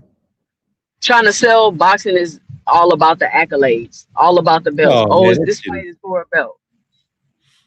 They try to make it seem like if it's for a belt, that's the prestige of the fight. It's like, so now if I say, oh, you gonna watch such and such and such and such fight, and you're like, nah, I ain't gonna watch that fight. And I'm like, oh, it's for the WA belt. Oh yeah, I'm gonna watch it now. Like, no, that doesn't happen. People want to see good matchups. Like, I've said you need an actual fighter that people actually want to see. Like, you just have to actually have a fighter that people actually want to see. Like, people actually want to see Gervonta Davis fight. They actually want to see him fight. Actually. Like, really in their minds, when's his next fight? I can't wait to see his next fight. That shit is not the case with Shakur. It's not the case with Devin. It's not the case with any of these guys that you're trying to shove down our throats. And the media coverage of this shit is so fucking, man, I don't mean to call these dudes out, man. I'm not, you go on Twitter, you're on Twitter, right, Toussaint? Yeah, I'm on Twitter. There was a conversation that took place around Clarissa Shields and Alyssa Bumgardner. And I read the conversation, bro, and I was like, this shit is completely and utterly manufactured. The whole fucking conversation. Like, there was a YouTube dude who does interviews. I don't want to say his name, but he's out of New Jersey. And he was going back and forth with Ray Jackson, right, who's out of Texas. And the conversation that they had was so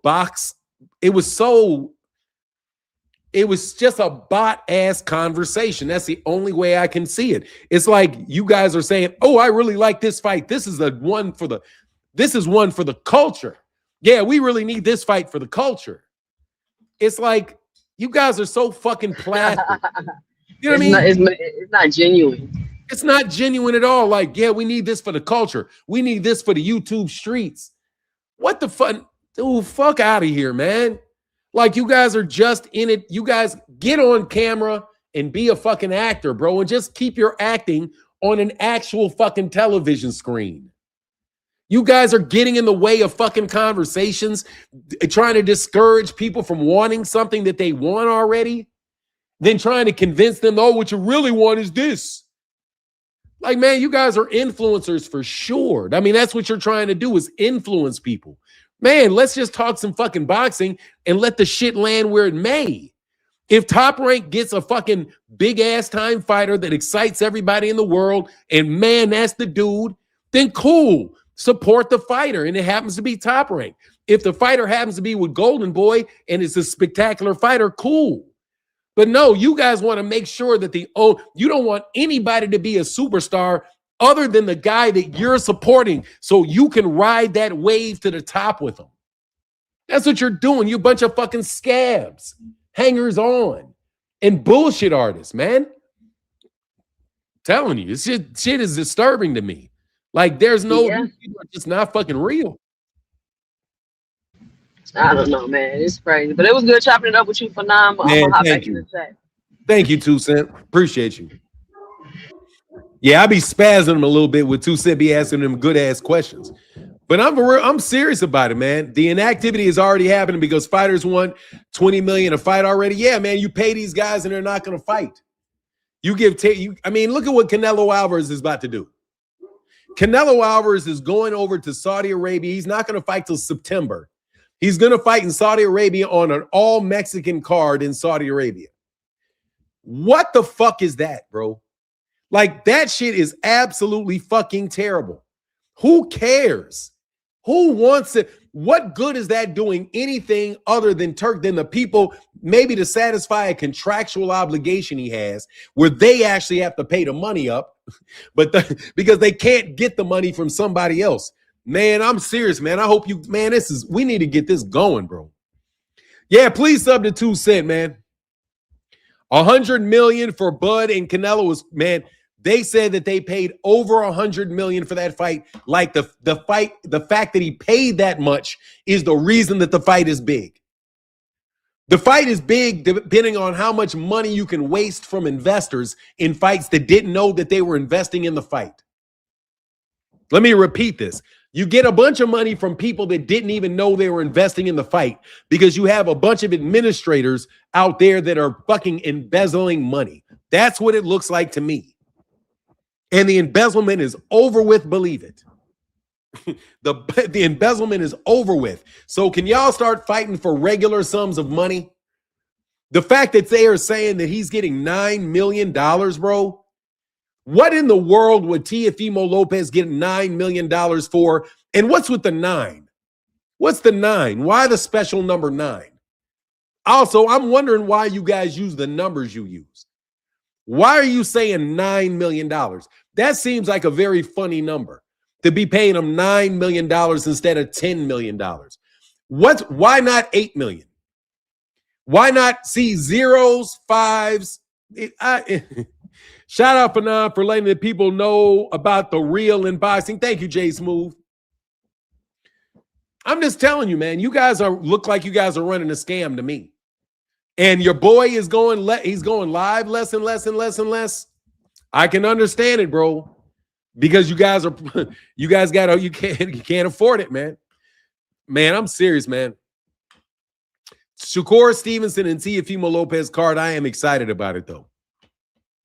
So that's too deep for them, Martin. Yeah, it is 2 Cent. I'm just telling you, bro. Like, man. It's all about signing your soul away, your personality selling, you deny, flip it, it's a 6. I'm just saying, what's with that 9, bro?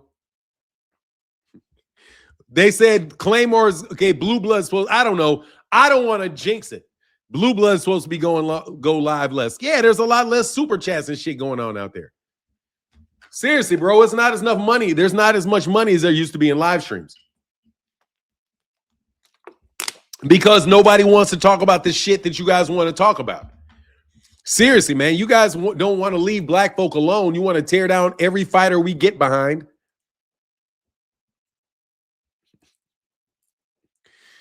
You know, you guys want to tear down every fighter that we get behind, bro, so that you can oh man, you guys are race baiters. You guys only like him because he's black. Now y'all niggas is fucked up. You ain't got no interesting fighters, bro. Tyson Fury's coming back, though. Hey, y'all. Tyson Fury's coming back. AJ's coming back. I know you guys are excited. AJ's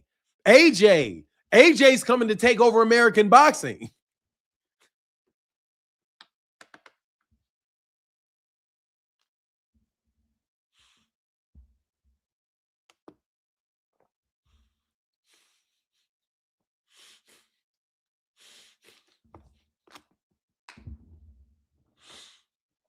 Hey, bro. I feel sorry for dude. Seriously, bro. Like, seriously, Fern, I kind of feel bad for dude. I kind of feel bad for dude. Dog, I kind of feel bad for dude. He went through a tough life. He went through a tough life looking like that, bro.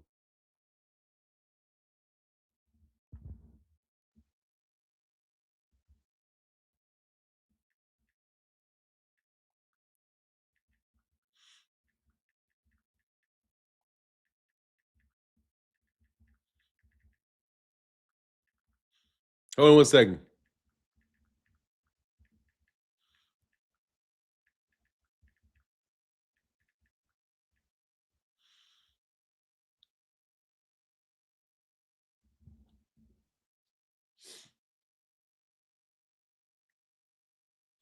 Yes, sir. FBA. What is FBA? Yeah, I'll ride with that. FBA boxing. Yeah, man. Oh, that. No, seriously, man. You guys wanted to sell. You wanted to sell AJ over Deontay. You want to sell Terrence Crawford over Errol. You want to sell David. You want to sell Devin Haney over. You want to sell Devin Haney over Gervonta. I mean, every time we did the FB, you guys are tearing down. You tear down Jermell. Also, you can help build these guys fighters because you can get the people behind them. I know what y'all are, y'all dog whistling ass niggas. Everybody wanted to have a movement. We're gonna call this the Fanon boxing movement. My boxing movement is I think I will support these fights though. This week's card ain't bad. Andy Cruz, Khalil Cole, Madmarov, and your boy Jaquan. Omar, look, man, Jaquan need to stop being a dick, bro. I didn't appreciate that, Jaquan. I didn't appreciate Jaquan Moses being a dick at all, bro. But yeah, man, God dog, man, come on. And they pay that much money and lose all that money. That's why Hearn and DAZN lost so much money on fights they was putting on. Yeah, because it wasn't their money.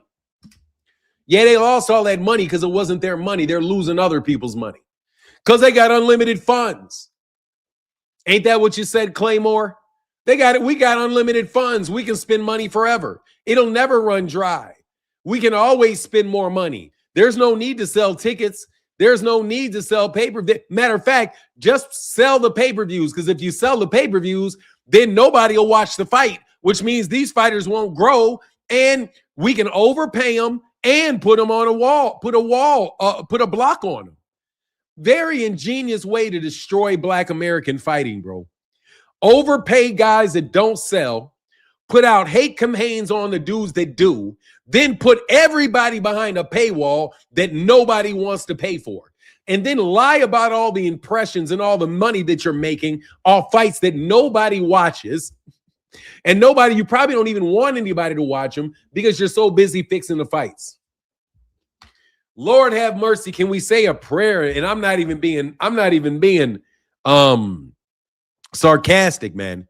I want you guys out of business so fucking bad, bro. Hey, man, can I tell you? I don't want to tell you about them things. Man, I can't wait till y'all go out of business, bro, for real. And PBC, though, man, can we please get these PBC to announce a fight card, man?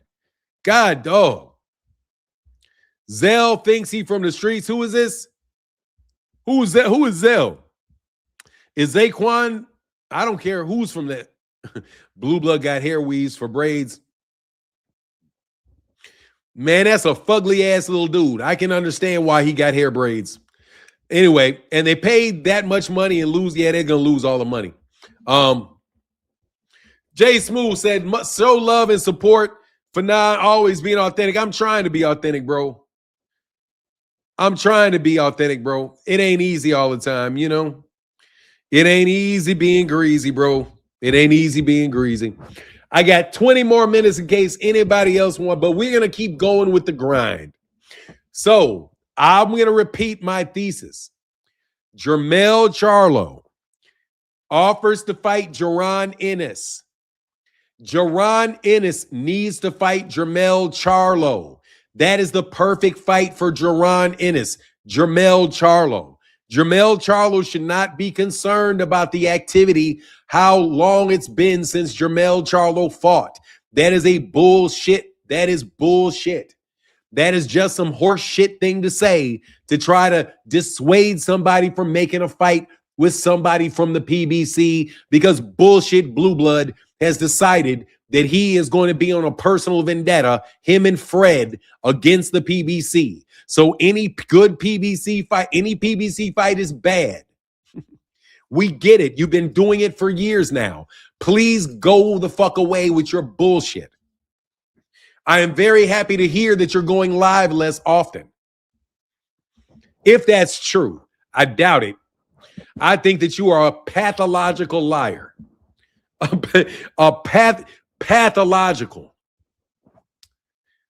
Pathological. You guys were pathological schemers, pathological scammers. You guys don't know how to tell the truth. You don't feel comfortable telling the truth. If you tell the truth, that makes you feel like you're doing something wrong, because you're supposed to be out here sneaking, and you tell the truth. Oh, I'm telling you, oh no, I told the truth. I'm letting the game is to be sold, not told. The game is to be sold, not told. You're not supposed to tell anybody how you set people up. You're supposed to get paid to set people up. I can tell people how to get out of contracts. I can tell people how to get out. What? Hey, dog, didn't y'all hang out with Deontay Wilder? And Deontay Wilder miraculously, after he lost, said that people around him stole all kind of money from him. Did you notice that? How Deontay Wilder said that people around him wound up stealing a ton of money from him?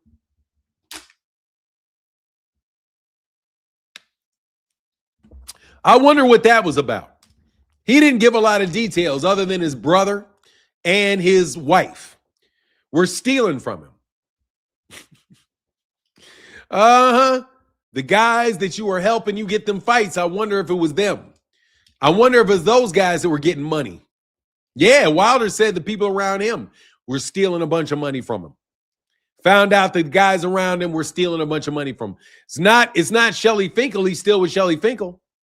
So I wonder who was stealing all that money from him. I remember when they tried to get him to go over there to DAZN, and DAZN didn't give him all the information. Yes, people were stealing money from Wilder. That's what he said. You know, you had Derek James try to get over on Arrow for about $2 million after they were no longer working with each other. So, you know, it's just a vicious world in boxing, man. But I really do miss the days that we were waiting on an Errol Spence fight. Miss the days when we were waiting on a Gervonta fight and a Jermell fight.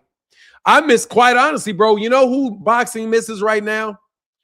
Boxing is missing Vasily Lomachenko too. I miss Vasily Lomachenko fights, man. Vasily Lomachenko was legitimately an exciting fighter to watch, and he was a very, very good fighter.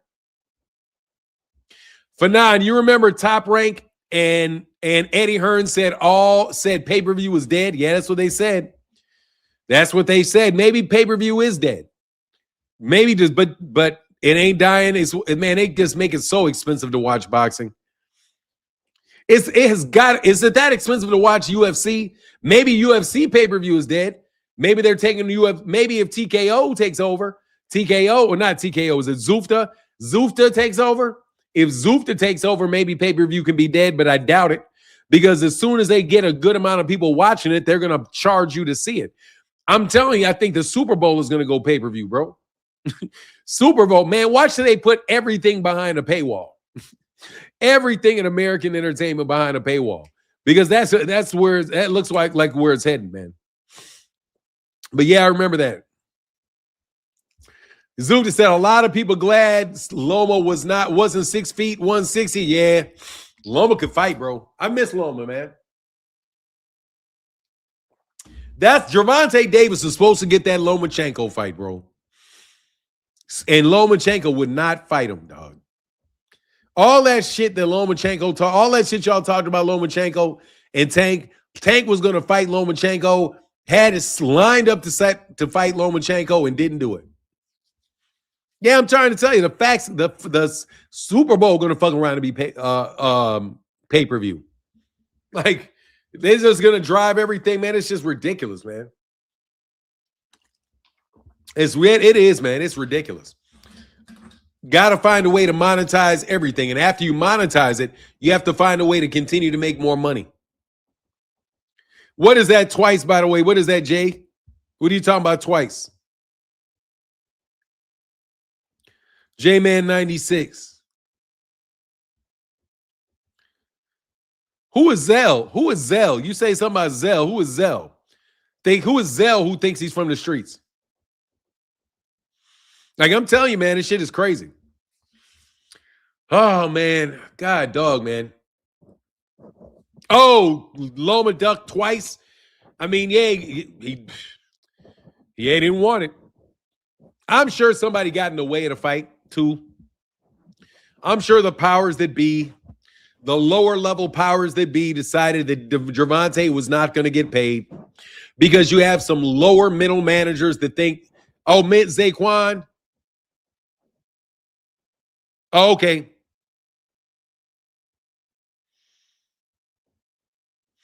Man, yeah, Loma, I'm telling you, man, I think it's some lower middle managers, bro, that are fucking over Gervonta. Lower middle managers, and it takes a while to figure out who they are because they think they slick and nobody can ever see you. And that's why they thought they could steal all that money without anybody ever catching them. That's my personal opinion, is that they think that they can steal from people because they didn't think anybody would ever be able to catch them. And the reason that they can mistreat people like that is because they never thought anybody could do anything to them. But somebody did something to them. I'm telling you, man, somebody did something to them. And this somebody will do something else to them later on if they continue to try to be cute, bro. You know what I mean? Because you get cute in sports and you fucked around and you found out you playing with people that you shouldn't be playing with. Doing things that you shouldn't be doing. And now it's going to take a while to unravel everything and get it back to normal, where normal people can make livings doing normal things without having to worry about a bunch of fucking impersonators jumping on here who have no intentions on giving real information to the people that are talking to them. That's my big problem with you guys like Blue Blood, Claymore Rain, Ray Davis, you fake ass people. You guys are definitely terrible for boxing because you don't talk about things that you really think. You're not giving people a real insight into what fans think. You're impersonating a fan. And when you impersonate fans, you get a bunch of bots, and then whoever you can sucker over there to watch you, you sucker them, and then you think just because you put it on some really high, man, let me see. Man, did y'all see Bernie the Boxer, bro? Put a one in the chat if you know who Bernie the Boxer is. Bernie the Boxer is trying to go legitimate, bro. Bernie the Boxer in Terrence Crawford's camp, bro, has got this guy following him around with this very expensive camera, spending all kind of money to produce his videos, which he is now going to be more professional and let you know what boxing fans think. Bernie the Boxer is officially gone. I can't believe this is how phony this shit is. He shit on Keyshawn. I'm just telling you, bro, that dude is nothing but now, I'm not saying he doesn't know his boxing, but that dude is get the fuck out of here with that. All the money that they're going to spend on this dude's shit is not going to work, bro. I watched Hagler and John the Beast Mugabe. I might have to do that, man. He shat on Keyshawn. I mean, you know, Keyshawn is a trip, bro. But Keyshawn's going to get, how much is Keyshawn getting paid? $50 million? He didn't shit on Keyshawn. That's false. Yeah, I don't know. I honestly, Bernie the Boxer really does know boxing very well. So in large part, I wish him the best. I do. In large part, I wish him the best.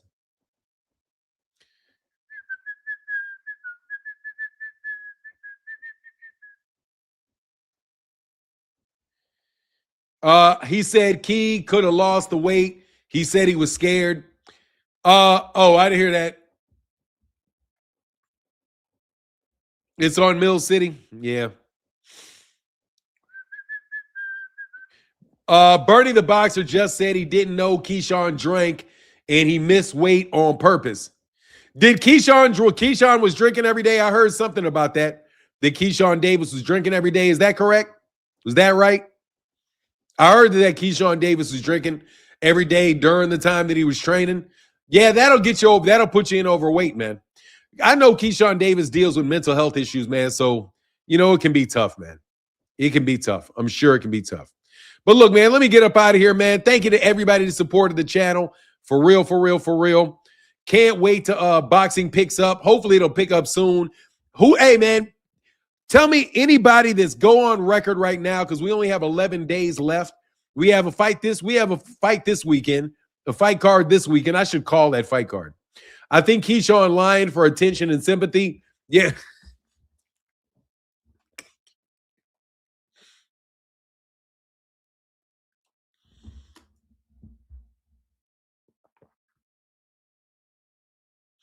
Bernie said he was not aware that he was not aware and that he would not be able to drink because the workouts they was putting him through. Okay. Who knows, man? Who knows? But look, man, I'm gonna get up out of here. Thank y'all. Oh, happy Martin Luther King Day to everybody. Happy Martin Luther King Day. And I'm gonna get out here. I'm gonna see y'all later on. Today I might go on MH Blackwell a little bit later. I don't know. With that, I'm out. Deuces.